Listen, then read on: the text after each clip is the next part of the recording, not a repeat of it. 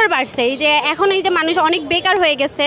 এখন মানে যারা বলেন যে আওয়ামী লীগ সরকারের নামে সবার উপরে নির্যাতন করা হচ্ছে, যে আওয়ামী লীগ সরকার এরা আওয়ামী লীগ করতো, যে হয়তো ভোট দিয়েছে, তারা জাস্ট শুধু ভোট দিয়েছে, কিন্তু তাদের উপরে নির্যাতন চালানো হচ্ছে। কেন? তারা ভোট দিলে কি তারা কি আওয়ামী লীগ করে গেছে, তারা কি ছাত্রলীগ? এমন তো না। এগুলো নির্যাতন বন্ধ করতে হবে।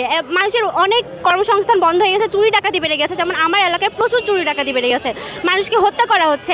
আওয়ামী লীগ বলে মানুষকে মানে হত্যা করছে মানুষকে, এবং বলছে সে আওয়ামী লীগ। আওয়ামী লীগ হলে কি তাকে হত্যা করা লাগবে? এমন তো না। এই দুর্নীতিগুলো প্রতিরোধ করা উচিত।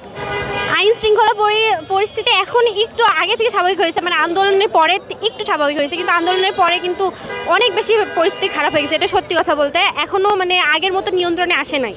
আগে যেভাবে আমরা প্রশাসনকে দেখে মানুষ ভয় পেত, এখন কিন্তু ভয় পাচ্ছে না। যেমন আমাদের মতো অনেক স্টুডেন্ট, আমি না কিন্তু অনেক স্টুডেন্টকে আমি দেখছি যে আইন শৃঙ্খলা মানুষকে আর মানে গণ্য করতেছে না, পুলিশ দেখলেও ভয় পাইতেছে না। এগুলো করা যাবে না, মানে এগুলো একটু মানে কি বলে কঠোর হইতে হবে।